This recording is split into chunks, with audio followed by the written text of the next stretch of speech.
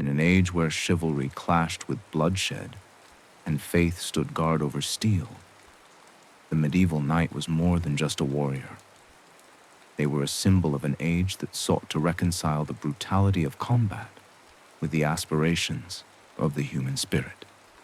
And across the windswept battlefields of Europe, from the stone fortresses of England to the sun-baked plains of the Holy Land, these armored figures on horseback would shape the course of history for nearly a millennium. The medieval knight emerged from the ashes of the Roman Empire, born of necessity in a world where central authority had collapsed and local strongmen ruled through force of arms. Yet they became something far more complex than mere soldiers. They were landowners, judges, protectors of the faith, and the living embodiment of a code that promised to transform violence into virtue. To understand the medieval knight, one must first grasp the intricate web of relationships that defined medieval society. The feudal system, which reached its zenith between the 10th and 13th centuries, was built upon a pyramid of personal bonds and mutual obligations. At its apex sat the king, who granted vast estates to his most trusted nobles in exchange for military service and loyalty. These great lords in turn parceled out portions of their holdings to lesser nobles, creating a chain of vassalage that extended down through society. The knight occupied a crucial position within this hierarchy. Unlike the great barons who commanded armies and held entire provinces, or the humble serfs who worked the land, knights were the mobile backbone of medieval military power. They were vassals who had sworn sacred oaths of loyalty to their liege lords, promising to serve 40 days each year in armed service. In return, they received either land grants known as fiefs or monetary compensation that allowed them to maintain their expensive equipment and war horses. This system had its roots in the military innovations of the 8th and 9th centuries. The Carolingian dynasty, which ruled much of Western Europe under Charlemagne and his successors, had developed new tactics centered around heavily armored cavalry. The Franks, building upon earlier Germanic traditions, discovered that mounted warriors could dominate the battlefield if properly equipped and trained. The stirrup, introduced from the East, allowed riders to fight effectively from horseback without being unseated by the impact of their own blows. As Viking raids and Magyar invasions terrorized Europe in the 9th and 10th centuries, local leaders increasingly relied on these mounted warriors for protection. The traditional Germanic custom of military service by all free men proved inadequate against fast-moving raiders who could strike and vanish before foot soldiers could respond. Only knights with their superior mobility and individual combat skills could provide effective defense against such threats. The path to knighthood was long and arduous, typically beginning in earliest childhood. Most knights were born into the nobility, inheriting not only the financial means to afford the expensive equipment and training required, but also the social connections necessary to secure a place in a noble household. However, the ranks of knighthood were not entirely closed to those of humble birth. Exceptional individuals could rise through acts of valor, service to the church, or by demonstrating unusual martial prowess. The formal education of a future knight began around age 7, when boys were sent away from their family homes to serve as pages in the household of a lord or established knight. This practice, known as fosterage, served multiple purposes. It created bonds between noble families, provided young boys with training they might not receive at home, and exposed them to the wider world of aristocratic culture. As pages, these young boys learned the fundamental skills expected of a gentleman. They were taught proper manners and etiquette, the basics of reading and writing in Latin, and the Christian faith that would guide their future conduct. They learned to ride horses, first on gentle mounts, and gradually progressing to more spirited animals. They observed the knights of the household, studying their behavior, their treatment of subordinates, and their interactions with other nobles. The religious component of their education was particularly important. Pages attended daily mass, learned to recite prayers, and studied the lives of saints who had combined martial prowess with Christian virtue. They heard stories of Roland defending Charlemagne's rear guard against the Saracens, of Saint George slaying the dragon, and of other heroes who had used their strength in service of God and righteousness. Around age 14, successful pages advanced to become squires, entering into a more intensive phase of training. Each squire was typically assigned to a specific knight, becoming his personal servant and student. This relationship was deeply personal and often lasted for life, even after the squire achieved knighthood himself. The bond between knight and squire was considered sacred, comparable to that between father and son. The squire's duties were both practical and educational.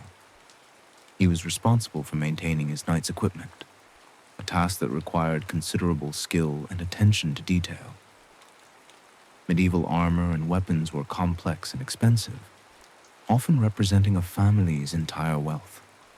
The squire learned to clean and oil chainmail to prevent rust, to adjust the fit of armor plates, and to keep sword edges sharp and true. He cared for his knight's destrier, the specially trained war horse that was as valuable as the armor itself. More importantly, the squire received intensive military training.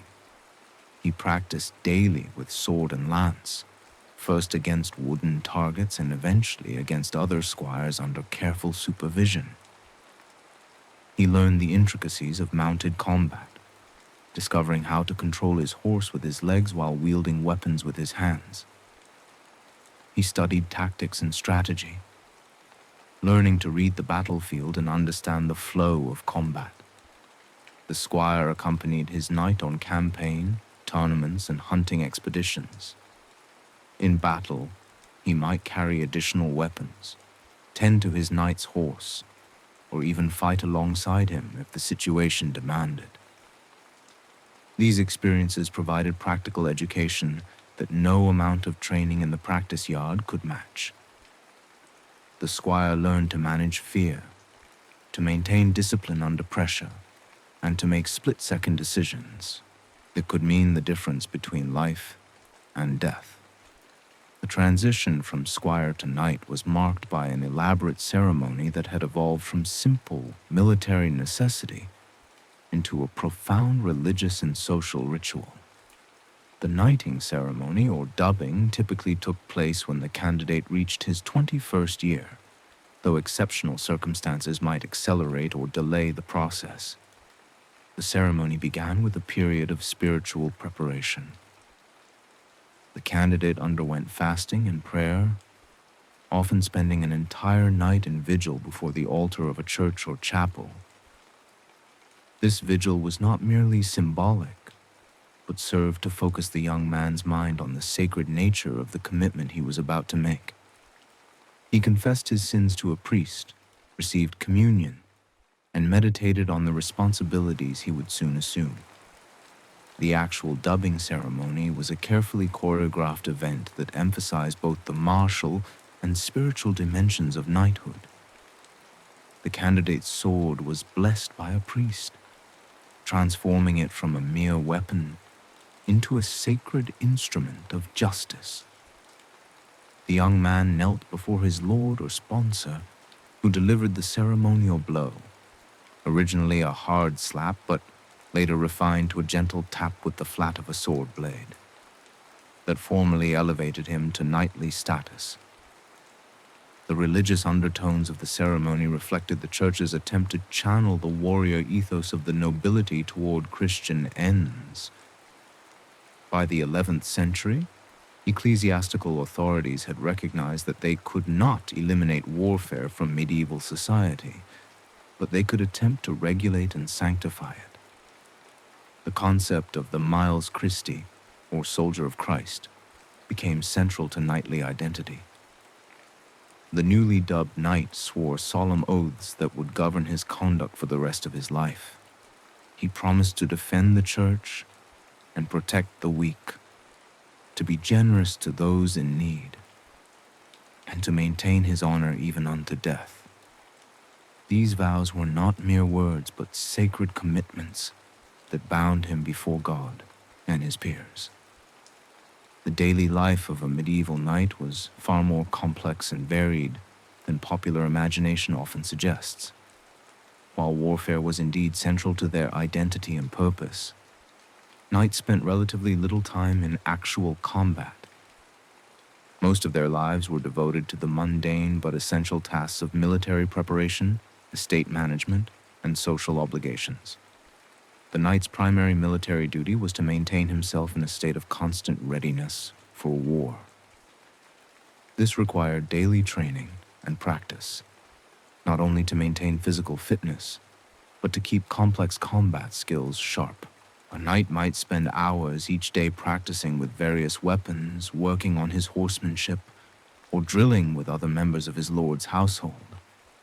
The skills required for effective mounted combat were so specialized and demanding that they could only be maintained through constant repetition. Hunting played a crucial role in this training regimen.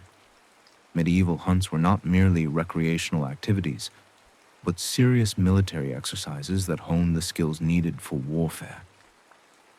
Hunting wild boar required courage and quick reflexes, as the cornered animal could easily kill a horse or rider.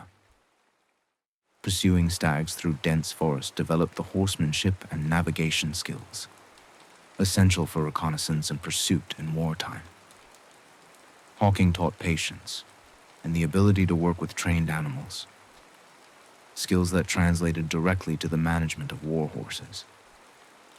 For knights who had been granted fiefs, estate management was a constant responsibility. These men were not only warriors, but also landowners who controlled the lives and livelihoods of dozens or even hundreds of peasant families. They collected rents and taxes, administered justice in local courts, and oversaw agricultural production. The revenues from their estates funded their military obligations, paying for equipment, horses, and the wages of men-at-arms who fought under their command. The knight's role as a local judge was particularly significant.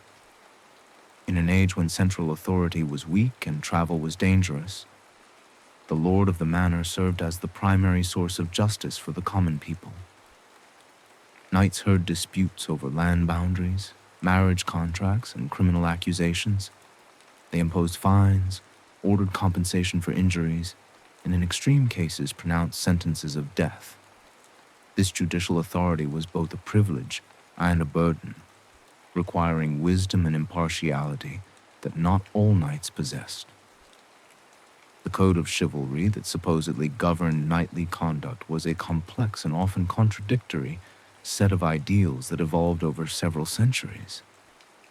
At its core, chivalry attempted to reconcile the violent realities of medieval warfare with Christian teachings about mercy, humility, and service to others. The result was a moral framework that emphasized honor, loyalty, courage, and courtesy, while struggling to address the fundamental tension between the knight's role as a warrior and his obligations as a Christian. Honor was perhaps the most central concept in the chivalric code. A knight's honor was not merely his personal reputation, but a tangible asset that affected his ability to function in medieval society. An honorable knight could be trusted to keep his word, to fulfill his obligations to his lord, and to treat his social inferiors with appropriate dignity.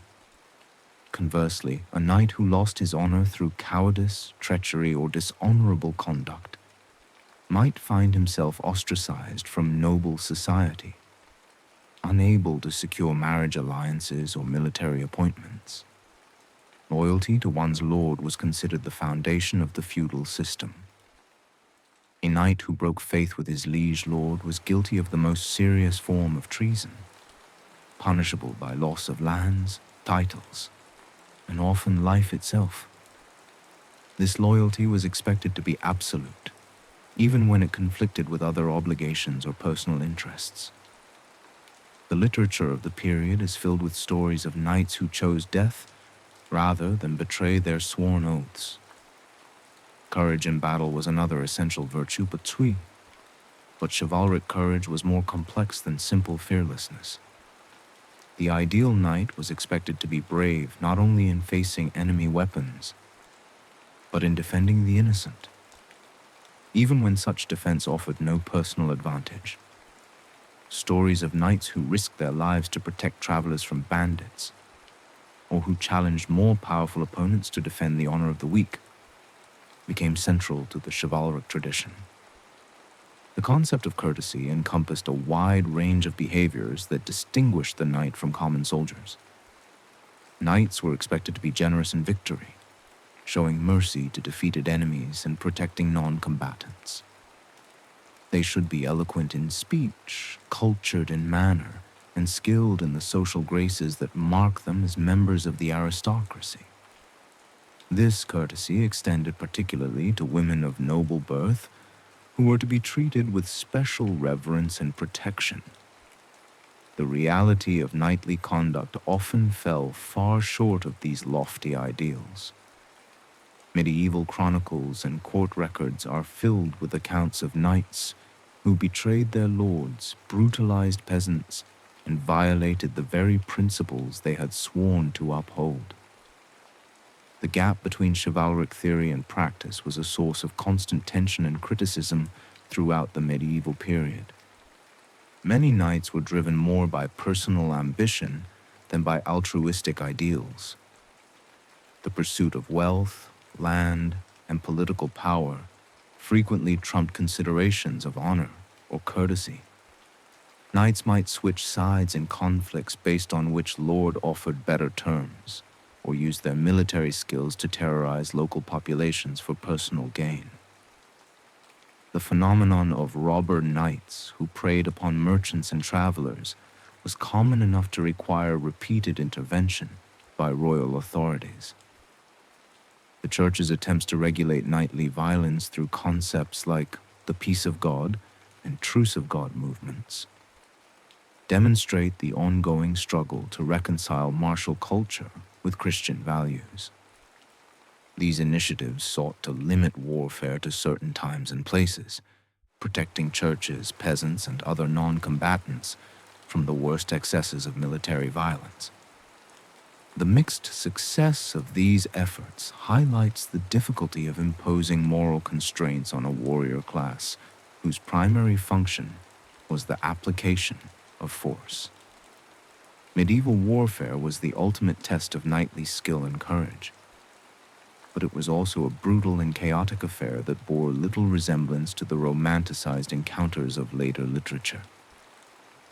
The knight's effectiveness in battle depended not only on his individual prowess, but on his equipment, his mount, and his ability to coordinate with other members of his unit. The evolution of knightly armor reflects both technological advancement and changing military tactics.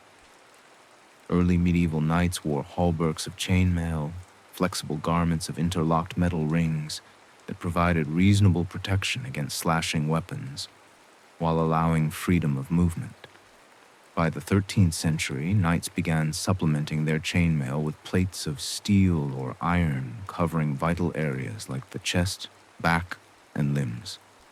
The development of full-plate armor in the 14th and 15th centuries represented the pinnacle of the armorer's art. A complete suit of plate armor, properly fitted and maintained, could turn aside most weapons of the period. However, such armor was enormously expensive and required considerable skill to manufacture.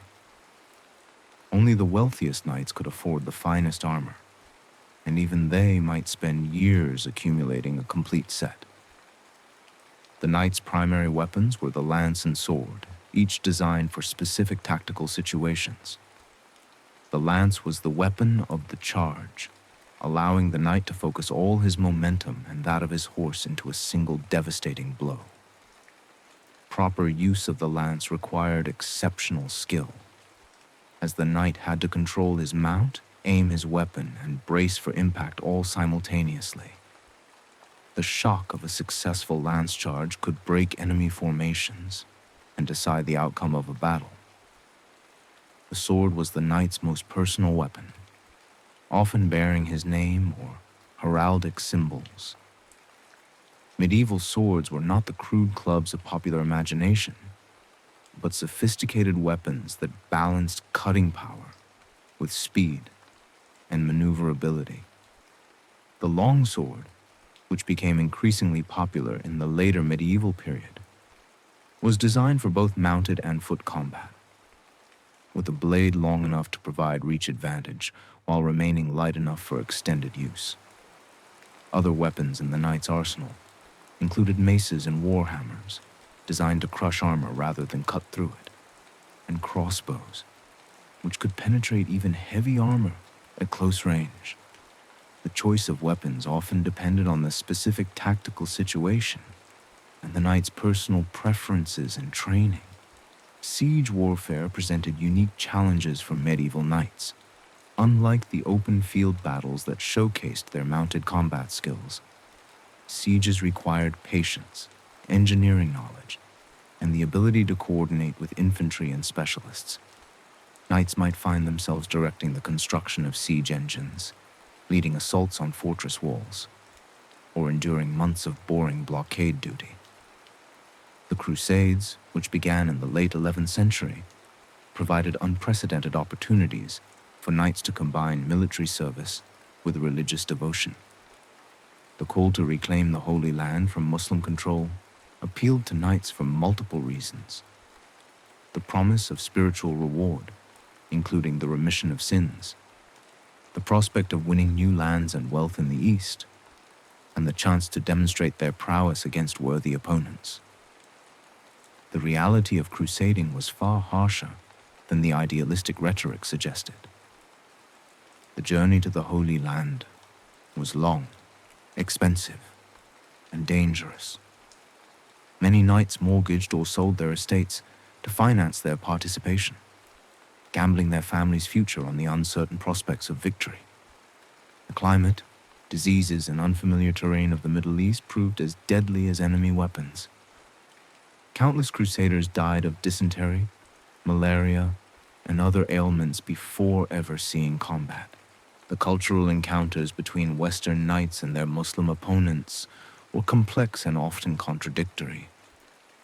While crusading propaganda portrayed the conflict in terms of absolute good versus evil, many knights developed respect for their enemies' military skills and cultural achievements. The Muslim world's advanced knowledge of medicine, mathematics, and philosophy impressed some Western observers, leading to cultural exchange despite the religious animosity. The military orders that emerged during the Crusades represented a unique fusion of knightly and monastic ideals. Organizations like the Knights Templar and the Knights Hospitaller combined martial prowess with religious vows, creating warrior monks dedicated to the defense of Christian pilgrims and territories. These orders accumulated vast wealth and political influence, but their success also highlighted the tensions between spiritual and temporal power. Tournaments emerged as both training exercises and social events that allowed knights to demonstrate their skills in a more controlled environment than actual warfare. These elaborate competitions began as simple mock battles, but evolved into sophisticated displays of martial prowess, courtly culture, and social status. The tournament provided a venue for knights to earn fame and fortune without the risks and uncertainties of actual warfare. Successful tournament competitors could win valuable prizes, including horses, armor, and monetary rewards. More importantly, they could build reputations that led to more lucrative military appointments or advantageous marriage alliances. Jousting, the most famous tournament event, was a highly ritualized form of single combat that emphasized individual skill over group tactics.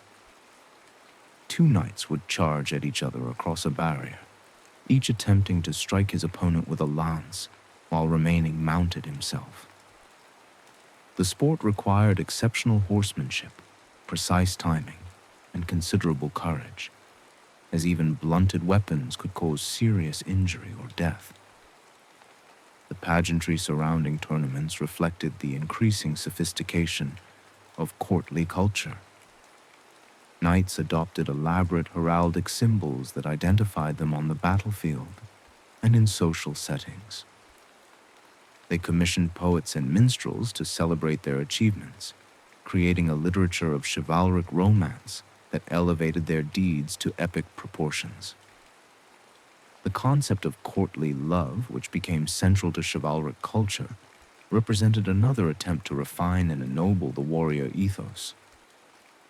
This literary and social convention suggested that knights should dedicate their martial achievements to the service of noble ladies, transforming warfare into a form of devotional service. The knight was expected to be inspired by his lady's beauty and virtue to greater heights of courage and honor. The reality of courtly love was often more complex and limited than its literary representation suggested. Many of these relationships were highly stylized and symbolic rather than passionate or consummated. The lady served as an idealized figure who inspired the knight's conduct, rather than as a real person with whom he might have a physical relationship. The convention allowed for the expression of refined emotion and aesthetic appreciation, while maintaining the social boundaries appropriate to aristocratic society. The literature of courtly love, exemplified by the songs of troubadours and the romances of Chrétien de Troyes, created a cultural framework that influenced knightly behavior for centuries. Knights were expected to be not only warriors, but also poets, musicians, and sophisticated conversationalists capable of moving gracefully through the complex social rituals of court life. The decline of knighthood was a gradual process that reflected broader changes in military technology, political organization, and social structure.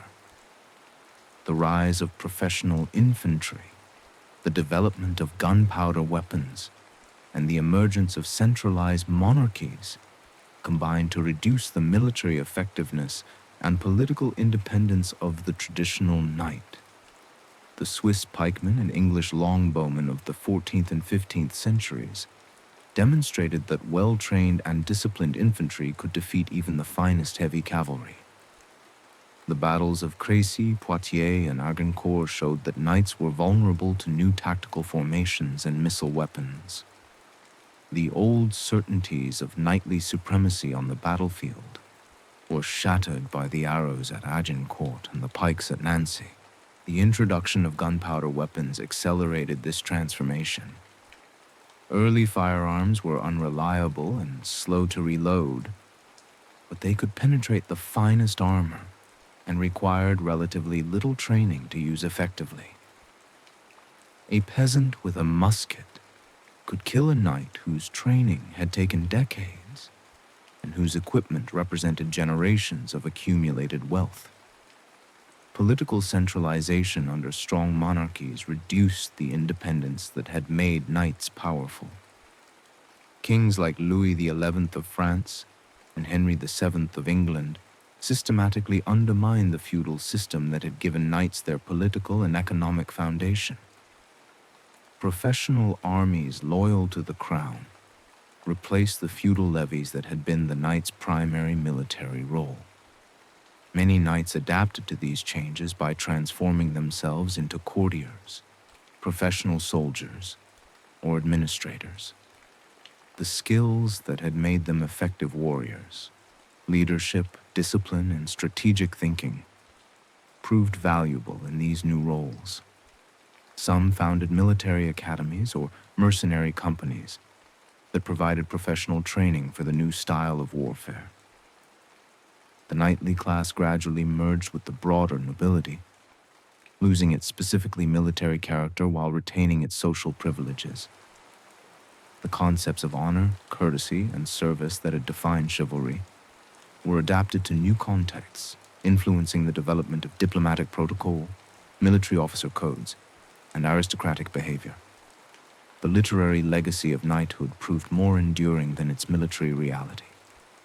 The Arthurian romances, the chansons de geste, and other medieval narratives created a mythologized version of knightly life that continued to influence European culture long after the actual age of chivalry had ended. Works like Malory's Le Morte d'Arthur and the anonymous Song of Roland preserved and transmitted chivalric ideals to later generations. The Renaissance and early modern period saw a revival of interest in chivalric literature, even as the military and social realities that had created knighthood disappeared.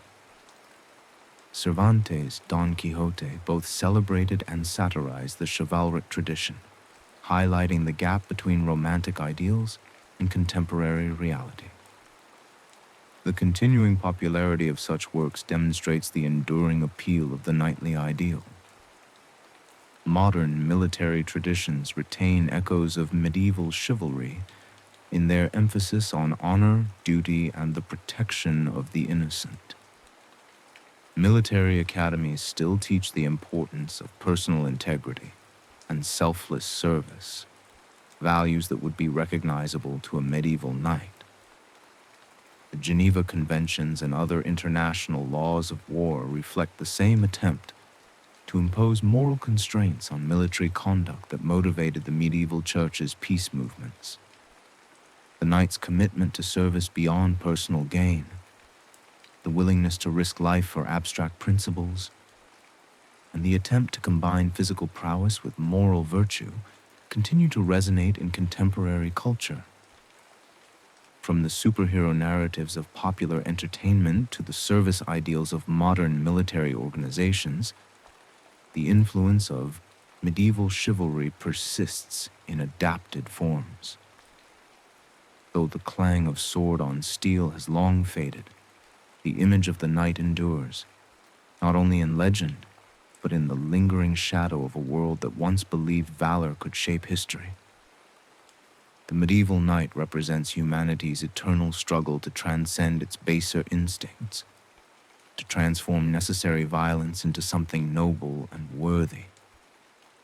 In their successes and failures, their nobility and brutality, their aspirations and limitations, the knights of medieval Europe created a legacy that continues to influence how we think about courage, honor, and the proper use of power. The stone castles still stand, weathered by centuries but enduring. The manuscripts still record their deeds, faded but legible. The ideals they championed, however imperfectly realized, continue to challenge each generation to consider what it means to be truly noble in a world that often rewards the ruthless over the righteous. In this sense, the age of chivalry never truly ended. It simply transformed, carrying forward the eternal human hope that strength might serve justice and that honor might yet triumph over mere expediency. The transformation of knighthood from a primarily military institution to a social and ceremonial one was gradual, but inexorable. By the 16th century, the practical necessity that had created the medieval knight had largely disappeared, replaced by new forms of military organization and political authority.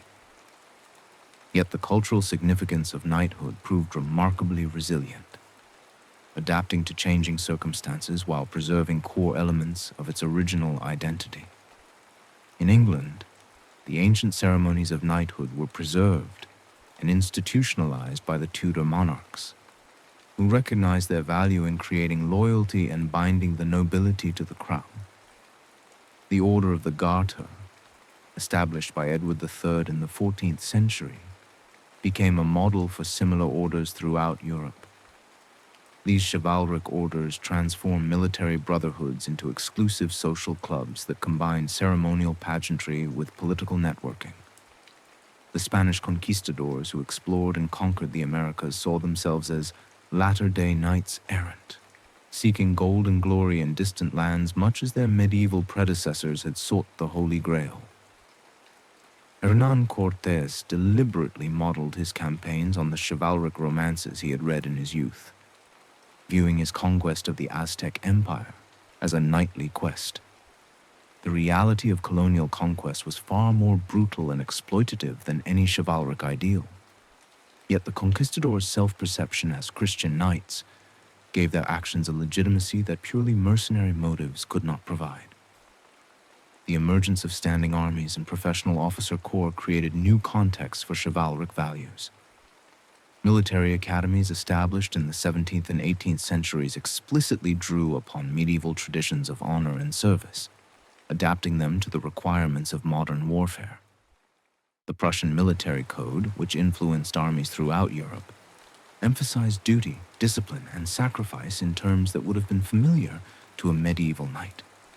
The Romantic movement of the late 18th and early 19th centuries sparked a revival of interest in medieval culture that brought knighthood back into popular consciousness.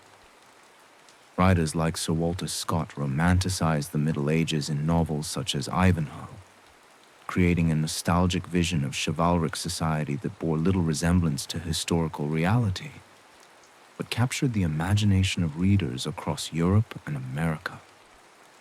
This romanticized vision of knighthood influenced real political and social developments.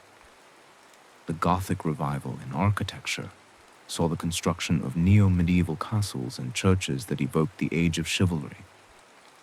Social reformers adopted chivalric language and imagery to advocate for causes ranging from the abolition of slavery to women's suffrage, arguing that true knights would protect the innocent and defend the helpless. The American Civil War saw both sides invoke chivalric ideals to justify their cause.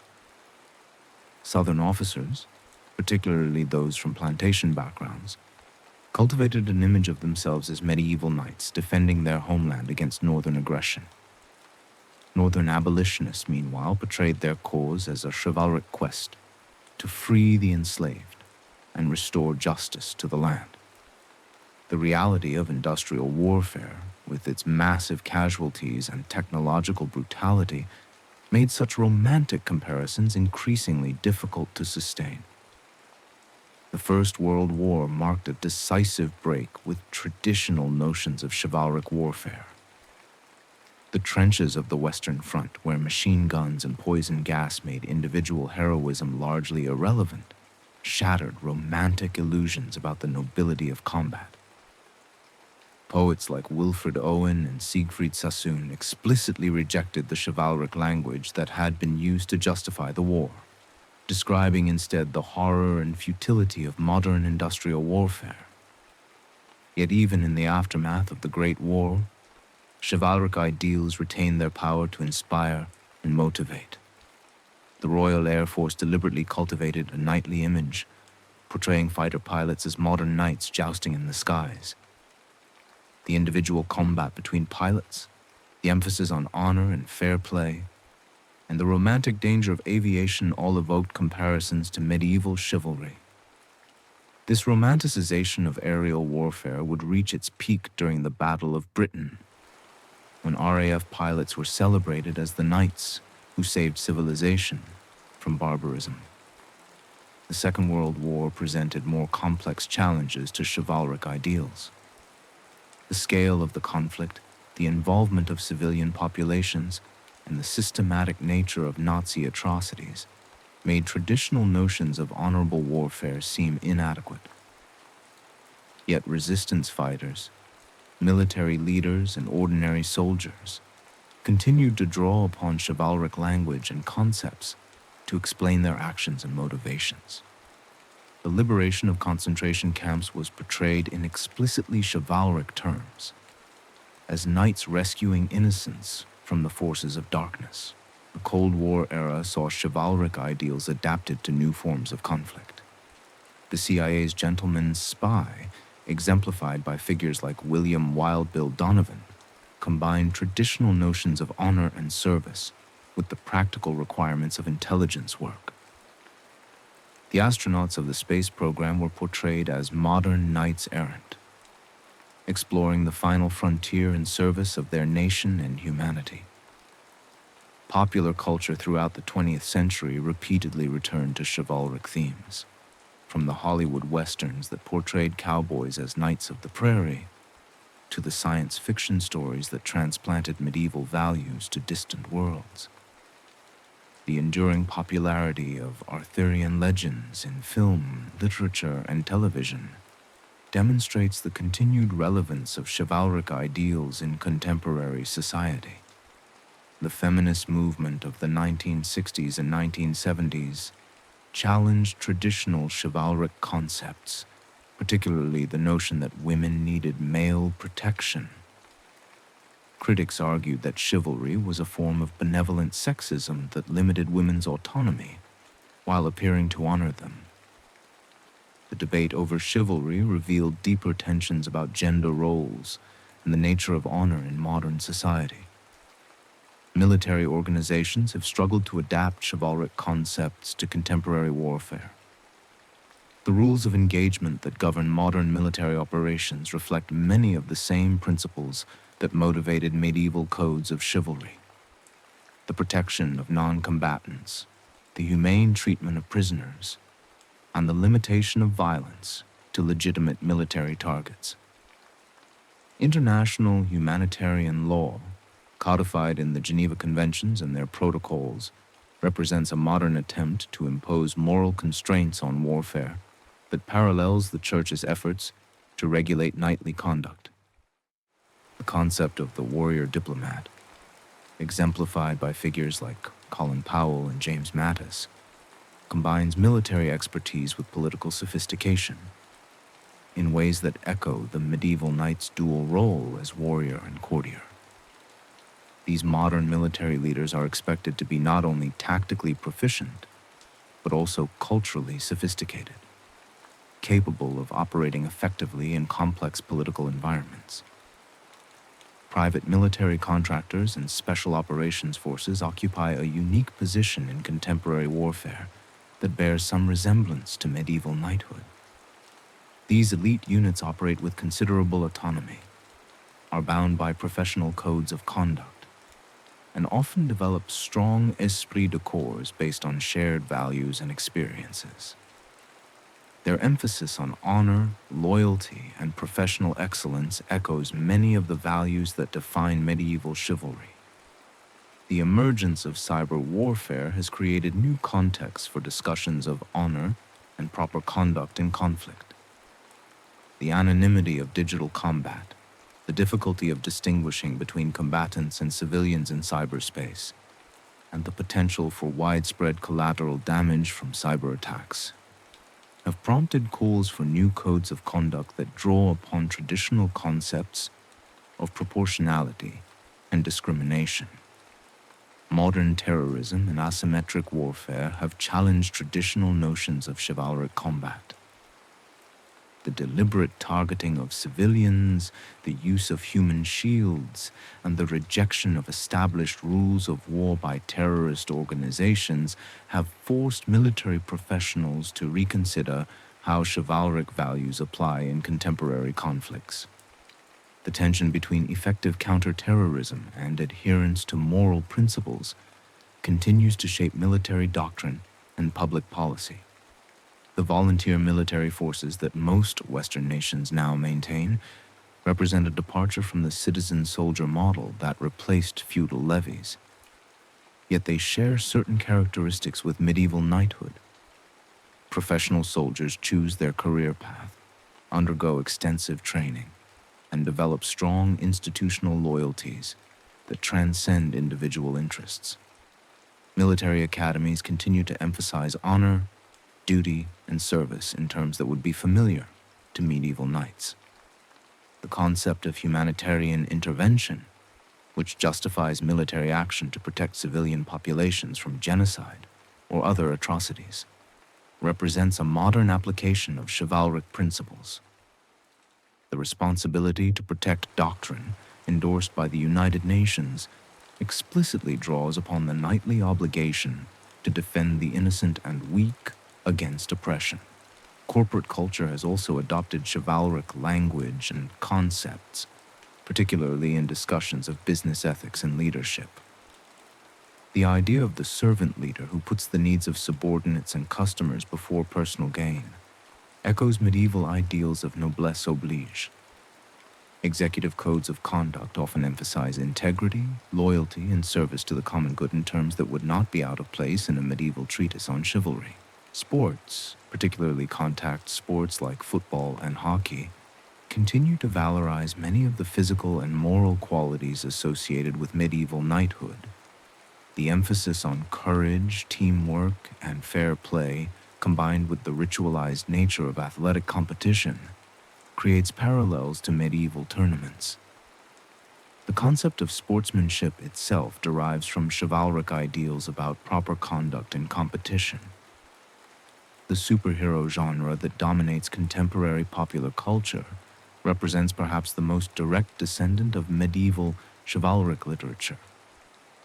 Characters like Superman, Batman, and Wonder Woman embody many of the same values that define the ideal knight: the protection of the innocent, the pursuit of justice, and the willingness to sacrifice personal interests for the greater good. The moral complexity of modern superhero narratives reflects the same tensions between idealism and pragmatism that characterize medieval discussions of chivalry. The digital age has created new forms of chivalric behavior and new challenges to traditional honor codes. Online gaming communities have developed elaborate rules of conduct that govern fair play and respectful interaction. While cyberbullying and trolling represent violations of digital chivalry, the anonymity of online interaction can either liberate people to act on their highest ideals or enable them to indulge their worst impulses without consequences. Environmental activism has adopted chivalric language to frame the protection of nature as a noble quest.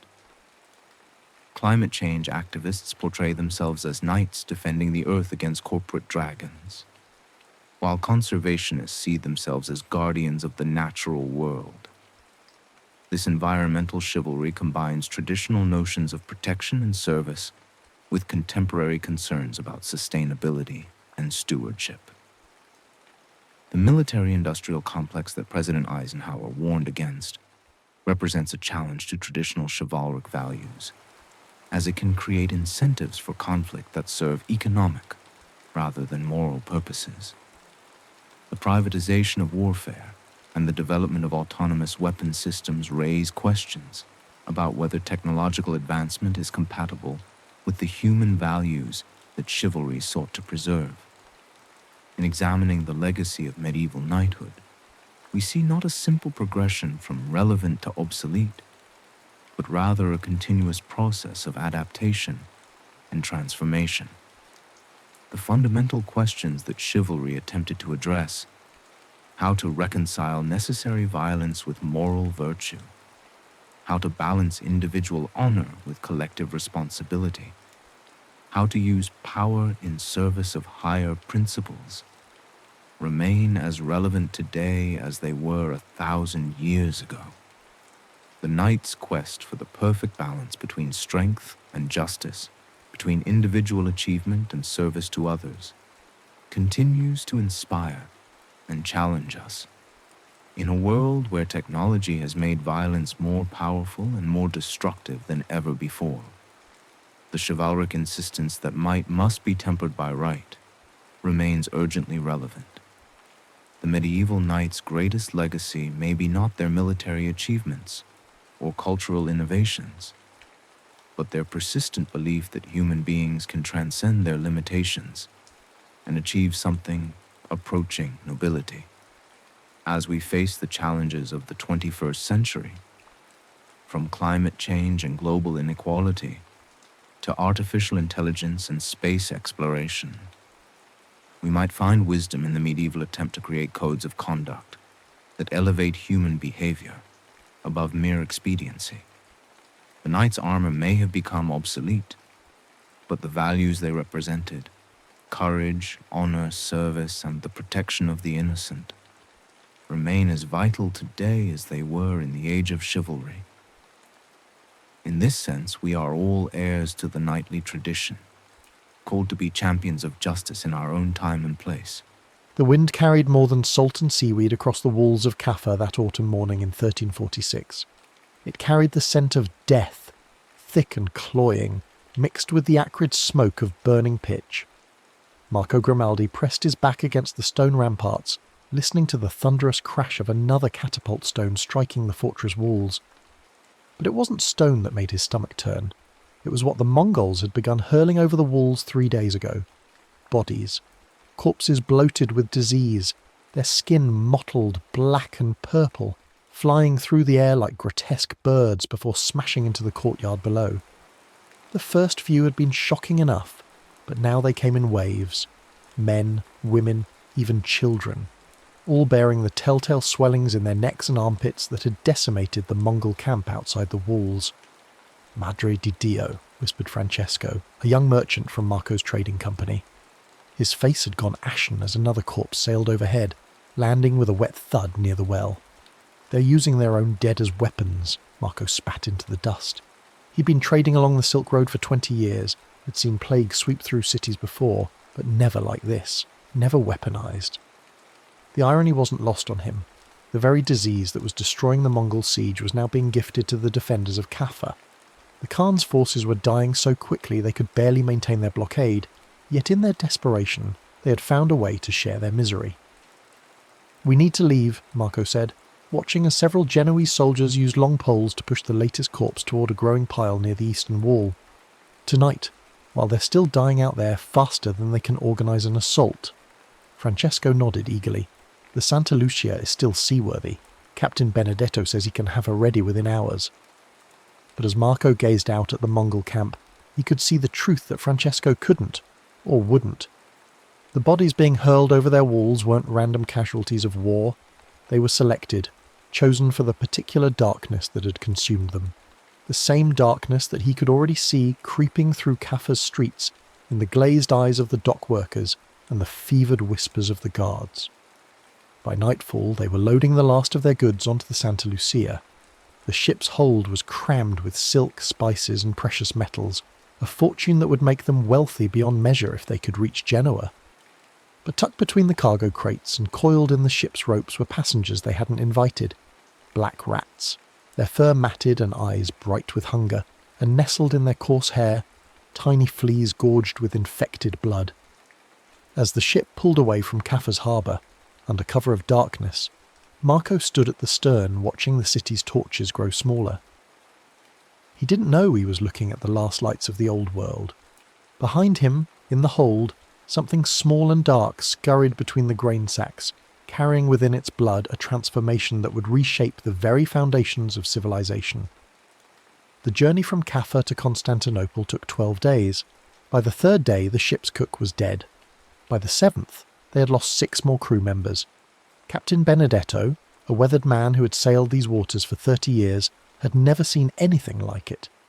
Men would wake seemingly healthy, complain of headache and chills by midday, and be dead before the next dawn. The swellings appeared overnight, hard, painful lumps in the neck, armpits, and groin that grew to the size of oranges. The fever that followed was merciless, driving men to delirium before the mysterious black spots appeared on their skin like some internal darkness bleeding through. "It's God's punishment," whispered Pietro the sailmender, crossing himself as they wrapped another body in canvas. "We've angered the Almighty with our greed, sailing from that cursed place."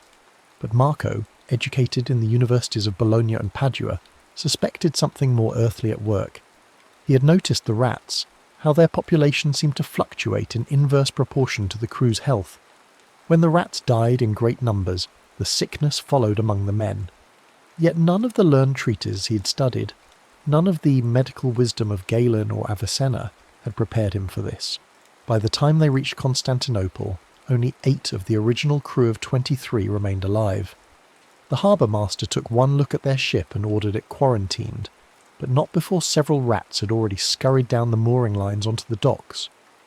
Marco watched from the ship's rail as the creatures disappeared into the maze of warehouses and market stalls that lined the Golden Horn. He felt like a man who had accidentally knocked over the first stone of an avalanche. 3 days later, the first dock worker in Constantinople began complaining of headaches. From Constantinople, the plague spread like spilled ink across parchment. Other Genoese vessels, some carrying survivors from Caffa, others picking up the infection in contaminated ports, sailed westward toward home.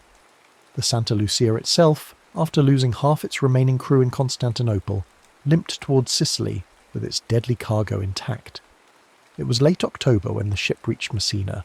The harbour was busy with merchant vessels from across the Mediterranean, Venetian galleys heavy with Egyptian cotton, Catalan ships carrying Spanish wool, and Arab dhows loaded with African gold.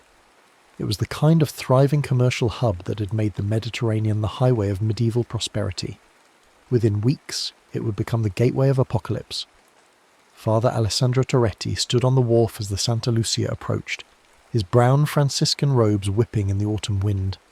Something about the ship troubled him, the way it moved too slowly, as if fighting against more than just wind and current. As it drew closer, he could see why. Bodies lay on the deck, and the few men still moving seemed to do so with the painful deliberation of the gravely ill. "Holy Mother of God," he breathed, making the sign of the cross. "What ship is this?" "Genoese by her flags," answered Captain Torino, the harbour master. "But I've never seen one come in like this. Look at the crew, half dead by appearances."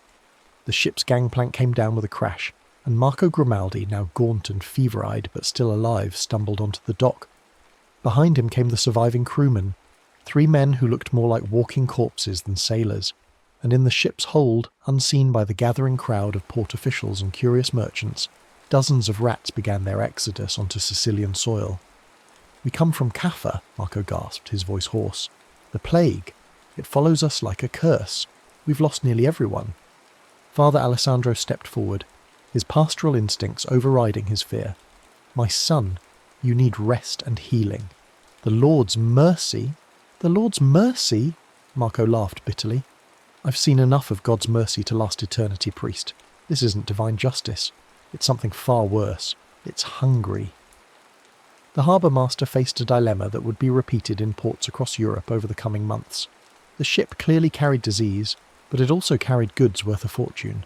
The merchants of Messina had contracts to fulfill, debts to pay, families to feed. Commerce was the lifeblood of their city. How could they turn away a single vessel, especially when the nature of the sickness was still unclear? "We'll unload the cargo," Captain Torino decided, "but the crew stays aboard until we're certain they pose no threat." It was already too late. By the time the decision was made, the rats had been ashore for hours, scattering through the city's granaries and markets, and the fleas they carried were already seeking new hosts among the dock workers who had handled the ship's ropes. Within a week, the first cases appeared in Messina. A stevedore named Giuseppe, who had helped unload the Santa Lucia, woke one morning with a splitting headache and chills that no amount of wine could warm. By evening, the telltale swellings had appeared in his neck. By the 3rd day, he was dead. His wife, Maria, who had nursed him faithfully, followed him within the week. Their children lasted only days longer. The pattern repeated throughout the city. Families wiped out in succession, entire neighbourhoods falling silent as the plague consumed them house by house. The physicians of Messina, trained in the classical texts and confident in their bloodletting and herbal remedies, found themselves helpless against an enemy that seemed to mock their learning. Dr. Salvatore Medici, the city's most respected physician, stood in his study surrounded by his medical texts, sweating despite the cool November air. He had tried everything: bloodletting to balance the humours, aromatic herbs to purify the air, prayers and incantations learned from both Christian and Islamic sources. Nothing worked. If anything, his patients seemed to die faster under his care than those left to their fate. Perhaps, he whispered to his assistant, a young man named Paolo who had somehow remained healthy despite their constant exposure to the sick, perhaps our learning is insufficient. Perhaps God has sent something beyond the reach of earthly medicine.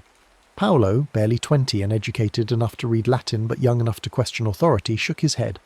"Master, what if it's not divine at all? What if it's simply something we don't understand yet?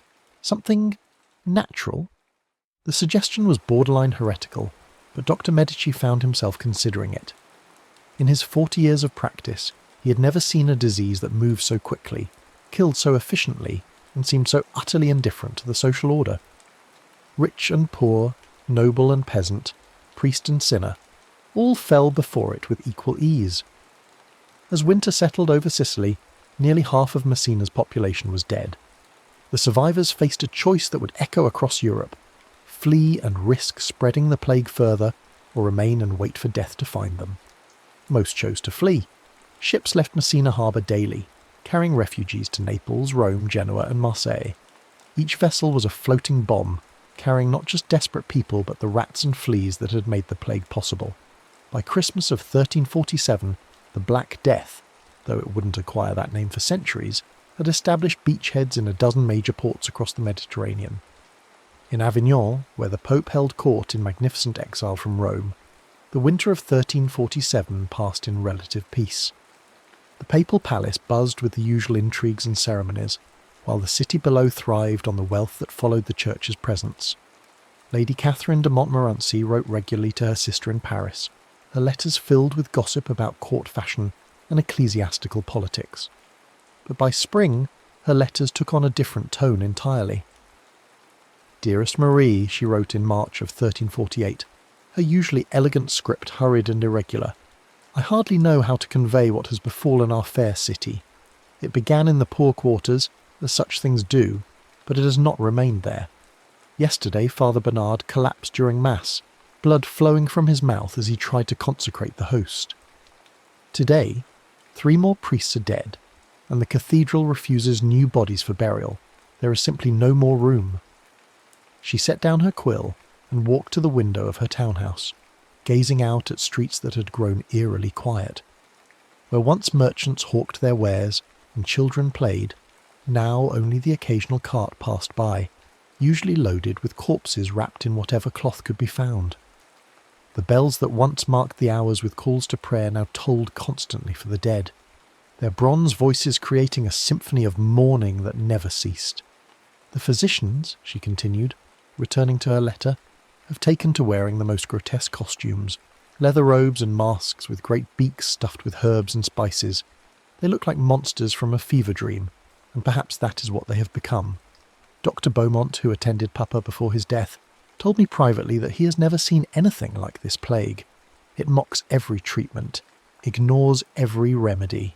It is as if death himself walks among us, choosing victims by whim alone." What Lady Catherine couldn't see from her window was the full scope of the catastrophe unfolding across France. In Paris, the university medical faculty had declared the plague the result of a conjunction of Mars, Jupiter and Saturn in the sign of Aquarius, an explanation that provided no comfort to the families watching their loved ones die in agony. The city's graveyards had overflowed by April, forcing authorities to dig enormous pits outside the walls where bodies were layered like cordwood. Pierre de Chauliac, a young medical student at the University of Paris, had abandoned his studies to work directly with plague victims. What he saw challenged everything he had been taught about medicine and the human body.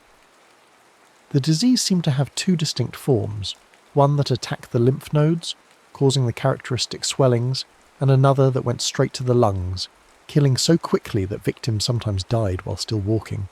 "Master Guillaume," he said to his former professor, finding the old man in his study surrounded by ancient texts, "the Galenic system provides no explanation for what we're seeing. The 4 humours, the theory of contagion by miasma, none of it applies here." Master Guillaume looked up from his manuscript of Avicenna, his face haggard. At 60, he had spent his life believing that all knowledge worth having was contained in the classical texts. Now that certainty was crumbling. "Then what would you propose, student?"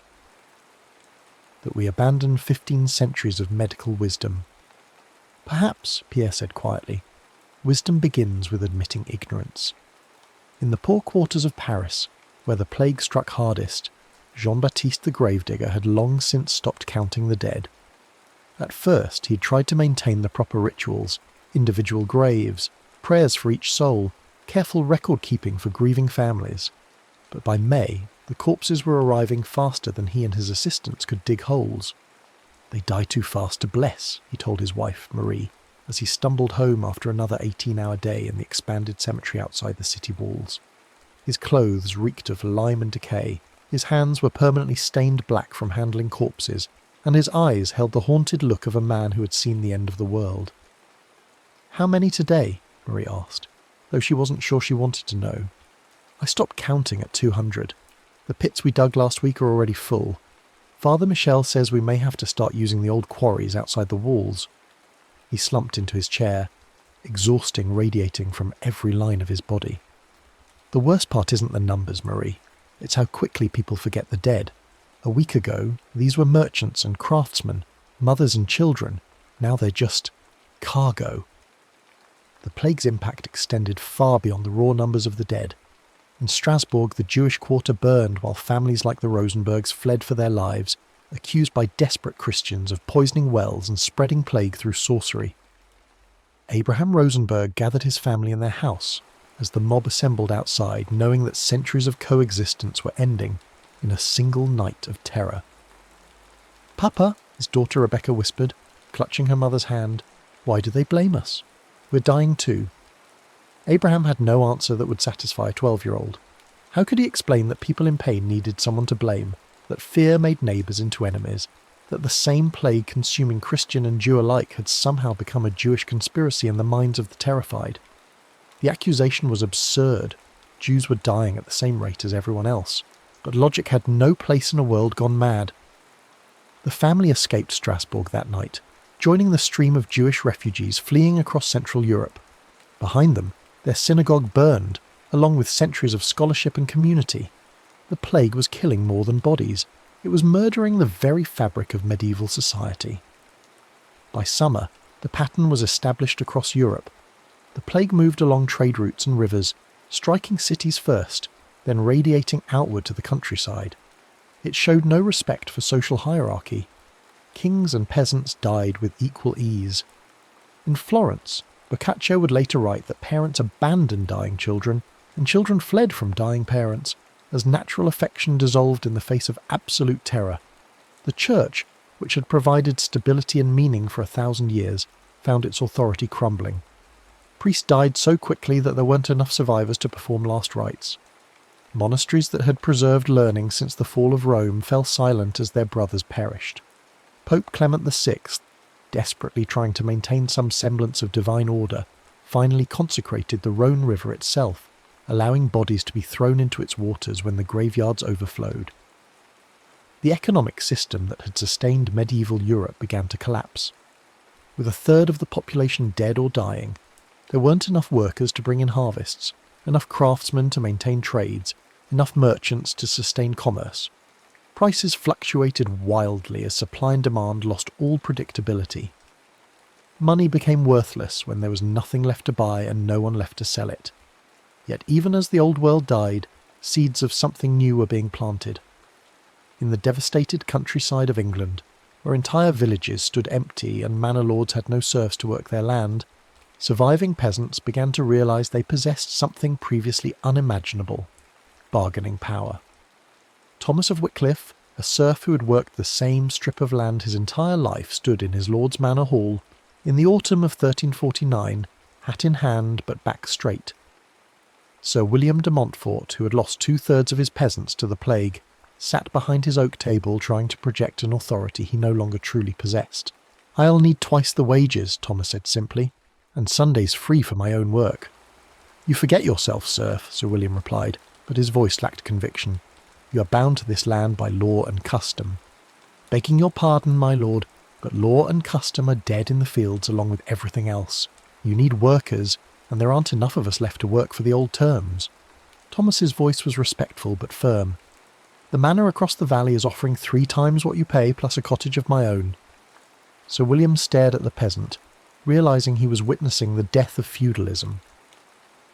The plague had accomplished what centuries of peasant revolts had failed to achieve. It had made ordinary labourers indispensable. The ancient bonds of serfdom were dissolving not through revolution but through simple economics. There were too few workers left to maintain the old system of obligation and service. "Very well," Sir William said finally, "but I want your oath that you'll remain through the harvest." Thomas nodded, understanding that both men were improvising the rules of a new world. Behind him, outside the manor walls, fields stretched empty toward the horizon, dotted with the ruins of abandoned villages and the graves of a vanished way of life. In the monasteries that still functioned, a different kind of crisis was unfolding. Brother Francis of Assisi, named for the saint, though he possessed none of his namesake's cheerful faith, knelt before the altar of his monastery church, struggling with questions that threatened the foundation of his beliefs. Around him, the abbey that had housed 200 brothers now sheltered fewer than 30. The library, once the pride of their order, stood largely empty, as the monks who had copied and preserved manuscripts for generations lay buried in the cloister cemetery. "Why," he whispered to the crucifix above the altar, "why have you abandoned your faithful servants? Why do the innocent suffer while—" He couldn't finish the thought. While what? While the guilty lived. But he'd seen enough to know that the plague recognised no moral distinctions. Saints and sinners died with equal ease. Brother Francis had spent 20 years believing that God's will was ultimately just, that suffering served some divine purpose, that faith would be rewarded and wickedness punished. The plague had shattered those certainties. He had watched holy men die in agony while thieves and prostitutes survived. He had seen children, innocent of any sin, consumed by fever and pain. If this was God's plan, then God was either powerless or cruel, both possibilities too terrible to accept. The crisis of faith extended far beyond individual monks. Across Europe, the Church's carefully constructed theology was crumbling under the weight of inexplicable suffering. If the plague was punishment for sin, why did it kill indiscriminately? If it was a test of faith, why did the most devout suffer worst? If it was part of God's mysterious plan, what kind of deity would orchestrate such horror? Into this spiritual vacuum stepped the flagellants, bands of religious zealots who roamed from town to town, publicly whipping themselves in elaborate rituals of penance. They believed that by taking suffering upon themselves, they could atone for humanity's sins and end the plague. Their processions attracted thousands of followers, desperate for any action that might appease divine wrath. Brother Marcus, a former Benedictine who had joined the flagellants after watching his entire monastery die, led one such group through the towns of Bavaria. His back was cross-hatched with scars from months of ritual whipping, and his eyes held the fervour of a man who had found certainty in pain. "Repent," he cried to the crowds that gathered in village squares. "God's anger burns like fire, and only our blood can quench it. We have lived in sin and luxury while the poor suffered. Now the Lord calls us to account." The crowd watched in fascination and horror as Brother Marcus and his followers stripped to the waist and began their ritual. The crack of leather on flesh, the chanted prayers, the blood flowing freely. It was medieval theatre at its most intense, offering both spectacle and the hope of salvation through shared suffering. But even the flagellants couldn't ignore the evidence of their senses. Towns they had purified through penance continued to die. The plague showed no more mercy to the penitent than to the proud. Gradually the movement began to fragment as followers realised that self-torture was no more effective than any other remedy. In England, where the plague arrived in the summer of 1348, the social transformation was particularly dramatic. The island's feudal system, more rigid than most of continental Europe, shattered completely under the plague's impact. Villages that had existed since Saxon times simply vanished as their entire populations died. Ancient family lines that had held land for centuries ended with the generation. Margaret of Wessex, who had married into minor nobility and spent her life managing a manor household, found herself transformed into something unprecedented, a female landowner with real power. Her husband and both his brothers had died within a week of each other, leaving her as heir to estates that encompassed 3 villages and hundreds of acres of farmland. "The law says I cannot inherit," she told the royal magistrate who had come to settle the estate. "But the law also assumes there are male heirs to inherit. What happens when they're all dead?" The magistrate, a learned man who had spent his career interpreting precedent and statute, found himself in uncharted territory. The plague had created legal situations that no lawmaker had anticipated. Women inheriting land, serfs demanding wages, contracts becoming void because entire families had died. The very foundations of medieval law were proving inadequate to the new reality. "Perhaps," the magistrate said slowly, "we must interpret the law in light of current necessities. If you are willing to fulfill the feudal obligations, to provide knights for the king's service, to maintain order on your lands, then perhaps inheritance is possible. Margaret smiled grimly. I have no knights left to provide, but I can offer something more valuable, crops that will actually be harvested, because I'm willing to pay workers what they're worth. The conversation illustrated a fundamental shift occurring across Europe. The plague hadn't just killed people, it had killed the assumptions that governed medieval life. Social mobility, previously limited to the most exceptional circumstances, suddenly became commonplace as traditional hierarchies collapsed, and survivors found themselves filling roles they had never been intended to occupy.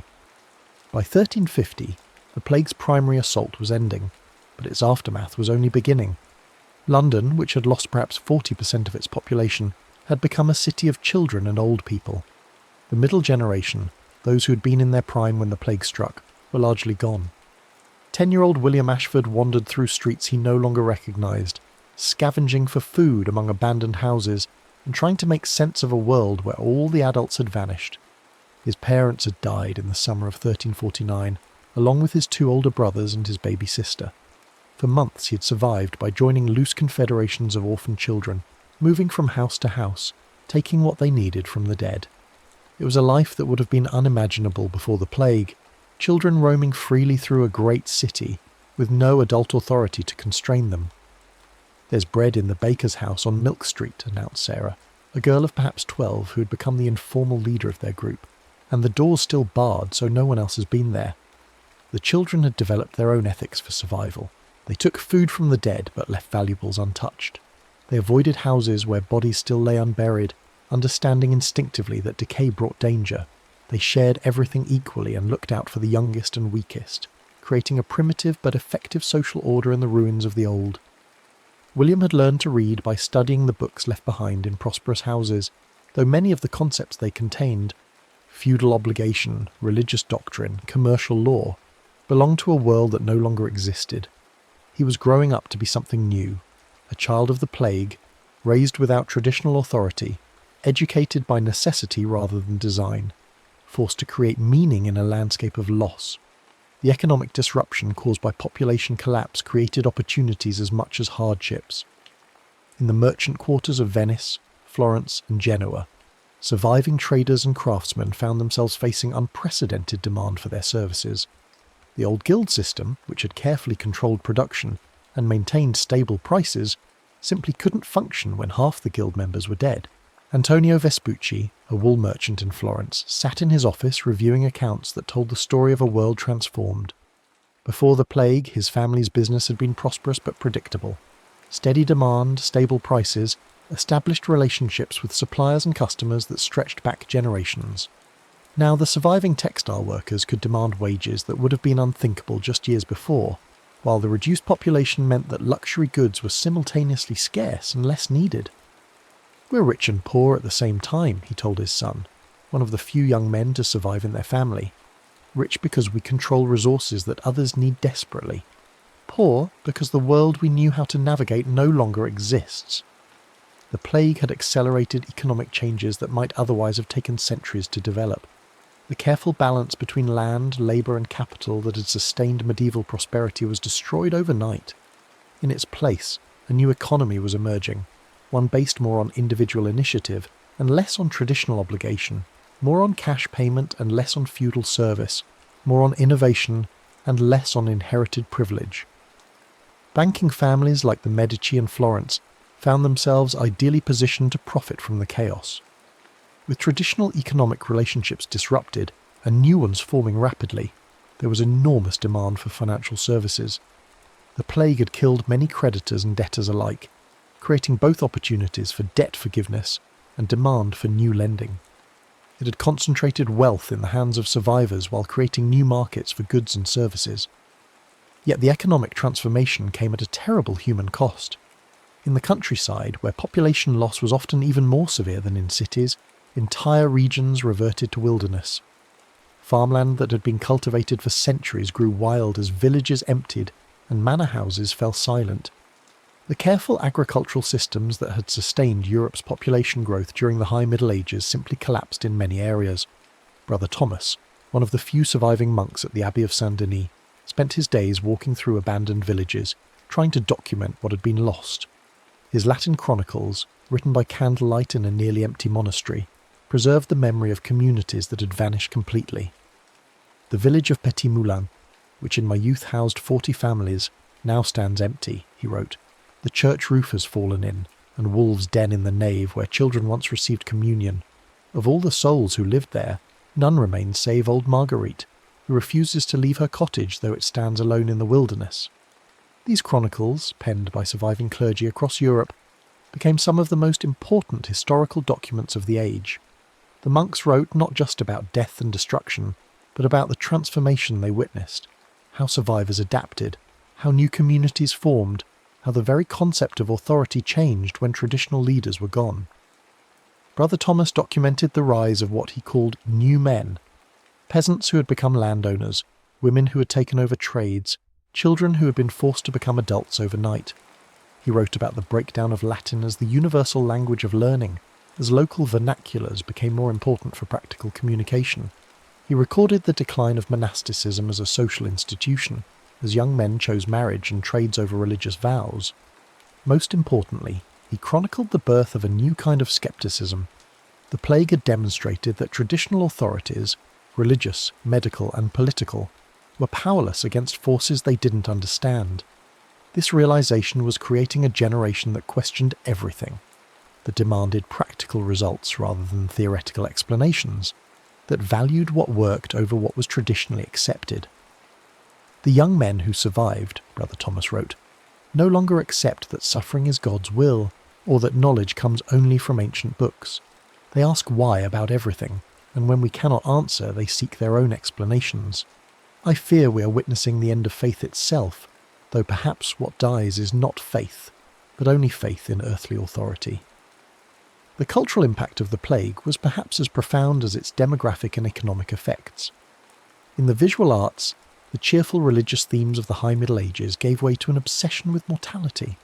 Artists began painting danse macabre scenes showing death-leading representatives of every social class, pope and peasant, king and beggar, in an eternal dance. The message was clear: death was the great equalizer, and earthly distinctions meant nothing in the face of the grave. Master Giovanni, a painter in Siena, stood before his latest commission, a fresco for the cathedral showing the Last Judgment. But where earlier artists had emphasized salvation and divine mercy, his work focused on the physical reality of death and decay. Skeletons danced through his painted scenes, and even his angels seemed touched by melancholy. People want to see death represented honestly now, he explained to his apprentice, mixing pigments for another skull. Before the plague, we could pretend that death was distant, abstract, something that happened to others. Now everyone has seen bodies in the streets, has smelled decay, has watched loved ones die in agony. Art that ignores that reality seems like a pleasant lie. The apprentice, barely 16 but already a survivor of plague, nodded understanding. Master, will people ever want beauty again? Will they ever commission scenes of joy and celebration? Master Giovanni paused in his work, considering the question. Perhaps, but joy will mean something different now. It will be the joy of survivors, deeper and more precious because it exists in the shadow of loss, and celebration will be more intense because we know how quickly it can end. Literature too was transformed by the plague experience. Writers like Boccaccio in Italy and Langland in England began creating works that dealt directly with social upheaval and moral crisis. The old epic traditions, stories of noble knights and courtly love, seemed irrelevant to people who had watched civilization collapse and rebuild itself. New literary forms emerged, dark comedies that mocked pretension, religious allegories that emphasized human frailty, secular stories that found meaning in earthly rather than heavenly concerns. By 1351, as the plague's initial assault finally ended, Europe faced the challenge of reconstruction. But this was not simply a matter of rebuilding what had been destroyed. Too much had changed for that to be possible. Instead, survivors had to create new institutions, new relationships, new ways of understanding their world. In England, King Edward III faced a crisis that no monarch had ever confronted, a kingdom where traditional authority had collapsed and needed to be rebuilt from the ground up. The feudal system that had provided military service and tax revenue was in ruins. Many of his nobles were dead, and those who survived often lacked the resources to fulfill their traditional obligations. The peasants who had once provided labour service were demanding cash wages and threatening to leave for better opportunities elsewhere. "Your Majesty," advised William de Cherschel, one of the king's surviving justices, "we must act quickly to restore order. If we allow these new customs to become established, the very foundation of royal authority will be undermined." The result was legislation like the Statute of Labourers, which attempted to freeze wages at pre-plague levels and prevent peasants from seeking better conditions elsewhere. But such laws were largely unenforceable. There simply weren't enough officials left to monitor compliance, and the economic reality was that landowners who needed workers had to pay market rates or see their fields go unharvested. Edward himself recognised that he was presiding over the end of one kind of monarchy and the birth of another.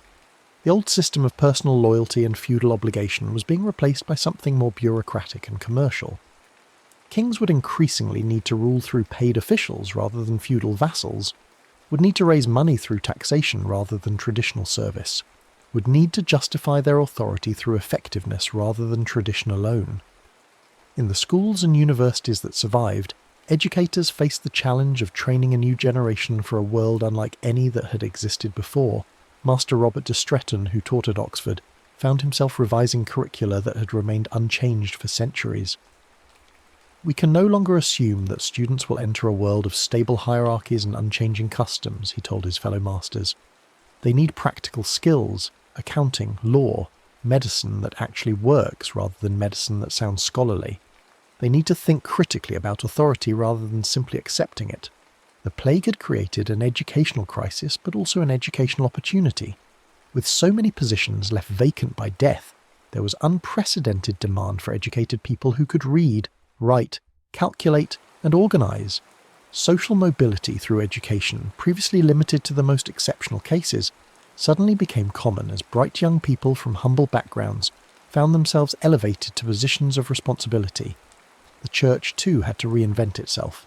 The easy certainties of medieval theology had been shattered by the plague experience. Priests who survived often found themselves ministering to congregations that had lost faith in traditional explanations of divine justice. The official church response, that the plague was God's punishment for sin, rang hollow to people who had watched innocent children die, while corrupt officials survived.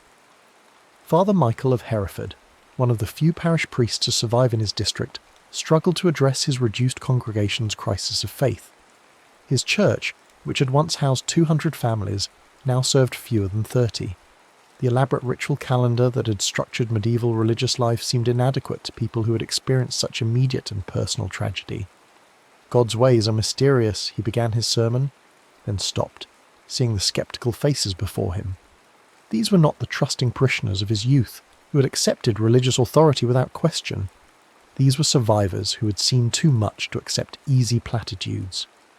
"Father," interrupted Agnes the baker, one of the few women left in the village, "my 3 children died while the corrupt tax collector lived.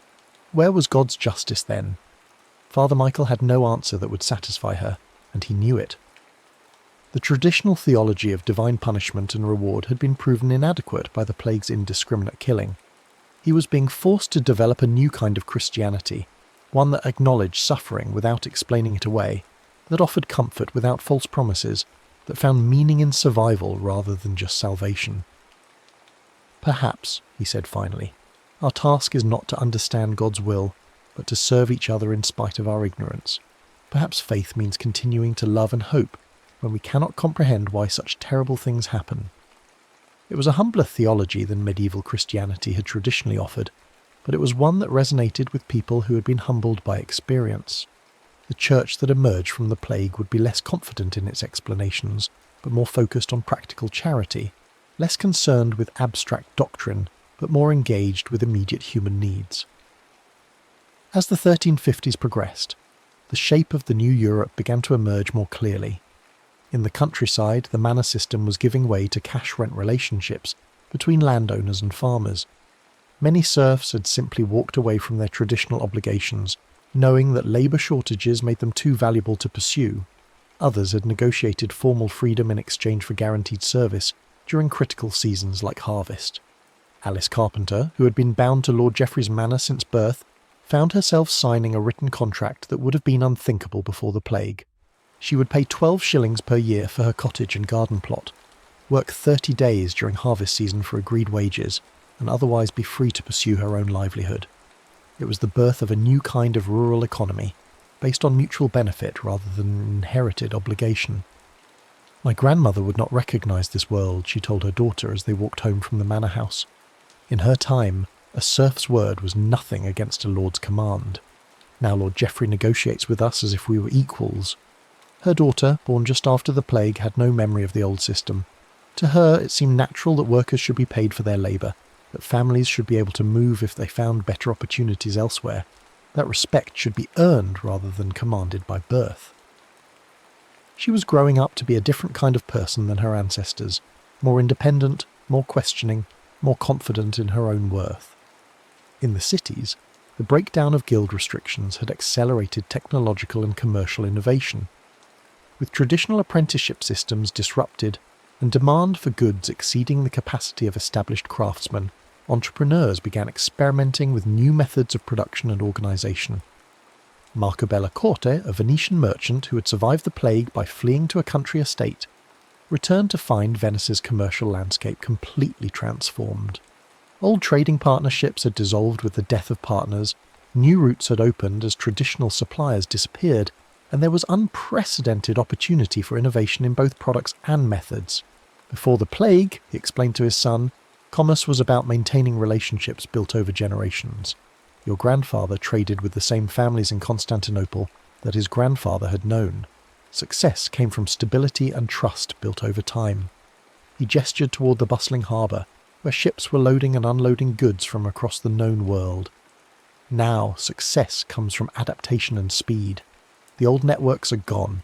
We must build new ones constantly, must be ready to change direction when opportunities arise, must compete on merit rather than inherited connections. The plague had inadvertently created conditions that would foster the development of capitalism. With traditional economic relationships disrupted, market forces operated more freely. Competition increased as guild restrictions weakened. Innovation accelerated as old methods proved inadequate to new circumstances. Capital became more mobile as inheritance patterns changed and new wealth accumulated in the hands of survivors. The intellectual transformation was equally profound. In the universities that continued to function, scholars began questioning fundamental assumptions that had gone unchallenged for centuries. The failure of traditional medicine during the plague had discredited not just specific remedies, but the entire theoretical framework of medieval learning.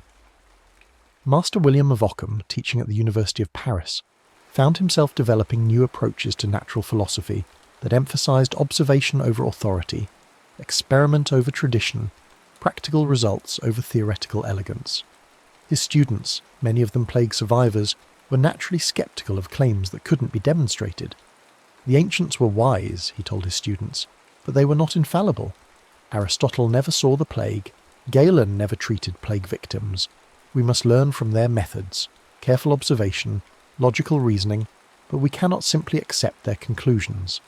This approach would eventually contribute to the scientific revolution, though that development lay centuries in the future. More immediately, it began to change how people thought about authority and knowledge. The plague had demonstrated that traditional sources of wisdom, religious doctrine, classical texts, established custom, could be completely wrong about fundamental questions of life and death. The political implications of this intellectual shift were enormous. If traditional authorities could be wrong about medicine and natural philosophy, why should they be trusted about law and governance? If inherited wisdom could prove inadequate to new challenges, why should political power be inherited rather than earned? These questions wouldn't produce immediate revolution, but they planted seeds of doubt that would eventually flower into new concepts of legitimate authority. By the mid-1350s, the demographic impact of the plague was becoming clear. Europe's population had fallen by at least 1/3, and in some regions by half or more. This wasn't just a temporary crisis that could be solved by rebuilding.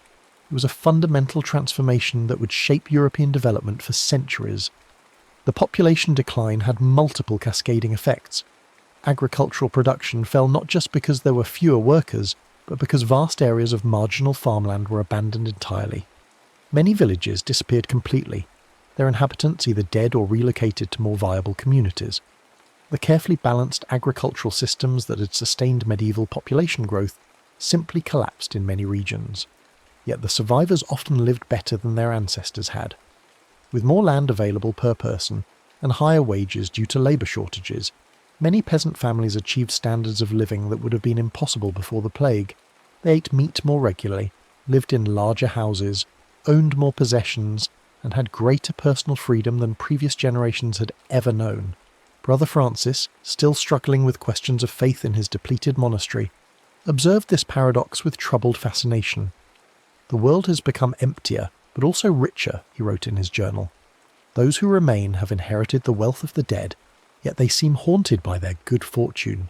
They live better than kings once did, but they know that their prosperity is built on graves.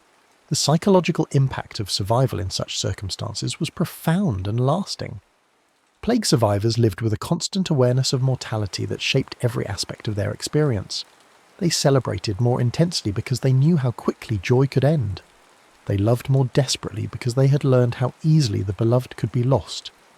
They planned more carefully because they understood how quickly circumstances could change. This survivor mentality began to influence European culture in ways that would persist for generations. Art became more realistic and emotionally intense. Literature focused more on individual psychology and less on abstract ideals. Music developed new forms that expressed complex emotional states. Philosophy shifted from grand systematic thinking toward more modest, practical concerns. The plague had also accelerated the decline of Latin as the universal language of educated Europeans. With so many clerics dead and fewer people receiving formal education, vernacular languages became more important for practical communication. This linguistic shift contributed to the development of national literatures and the gradual weakening of the international church's cultural dominance. In England, Geoffrey Chaucer was beginning to write poetry in English that rivaled anything previously composed in Latin or French. His Canterbury Tales, conceived partly as entertainment for plague survivors, celebrated the full range of human experience, sacred and secular, noble and common, tragic and comic. It was literature for a world where all social distinctions had been revealed as temporary, and where every individual story had gained new significance. The plague's impact on women deserves special attention, as it created unprecedented opportunities for female authority and independence. With so many men dead, women found themselves inheriting property, running businesses, and making decisions that had previously been reserved for males. These changes wouldn't immediately transform gender relations, but they established precedents that would prove important in later centuries. Margaret Kemp, a merchant's wife in King's Lynn, discovered after her husband's death that she had a talent for international trade. Before the plague, such activity would have been impossible for a woman of her background. But with traditional commercial networks disrupted and desperate need for entrepreneurial skill, she was able to build a trading business that stretched from England to the Baltic. "I never intended to become a merchant," she later wrote. "But necessity makes revolutionaries of us all. When the choice is between starving properly as a dependent widow or prospering improperly as an independent trader, the decision becomes clear." Her success was replicated by women across Europe who found themselves thrust into roles of responsibility by circumstance. Some managed estates, others continued their husbands' crafts, still others developed entirely new enterprises. While legal restrictions on female property ownership remained, practical necessity often overrode theoretical limitations. The plague had also transformed European relationships with the rest of the world. The demographic catastrophe had reduced Europe's ability to sustain the Crusades, contributing to the final loss of Christian territories in the Holy Land. But it had also reduced competition for trade routes and resources, potentially opening new opportunities for exploration and expansion. In the long term, the population decline would make Europeans more innovative and efficient, as smaller numbers of people had to accomplish what larger populations had previously done. This pressure for efficiency would eventually contribute to technological advances in agriculture, manufacturing and transportation that would give Europe advantages in global competition. By 1360, a full decade after the plague's initial assault, the outlines of the new Europe were becoming clear. It was a smaller, emptier continent, but also a more dynamic one. Traditional hierarchies had been shattered and rebuilt on more fluid foundations. Authority had to be earned rather than inherited. Innovation was valued over tradition. Individual initiative mattered more than collective conformity. The changes weren't uniformly positive. The breakdown of traditional community structures had left many people isolated and rootless. The questioning of authority had produced not just beneficial skepticism, but also cynicism that made cooperation more difficult. The emphasis on individual success had weakened bonds of mutual obligation that had provided security for the vulnerable. Yet for all its costs, the transformation had liberated human potential in unprecedented ways. The plague had accidentally created conditions that would eventually produce the Renaissance, the Reformation, the scientific revolution, and the emergence of modern democratic and capitalist institutions.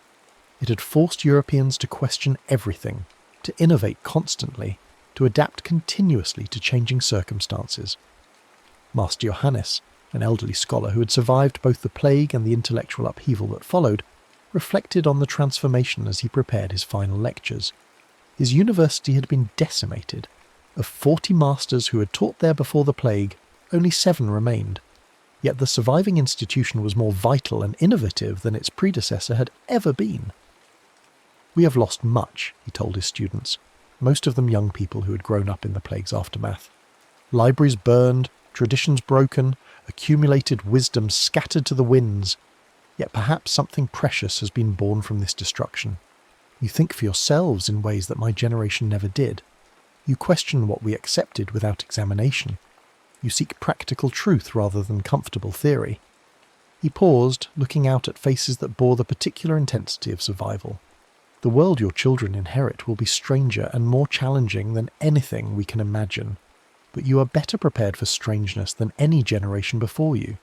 You have learned that everything can change, that nothing is permanent, that adaptation is the price of survival.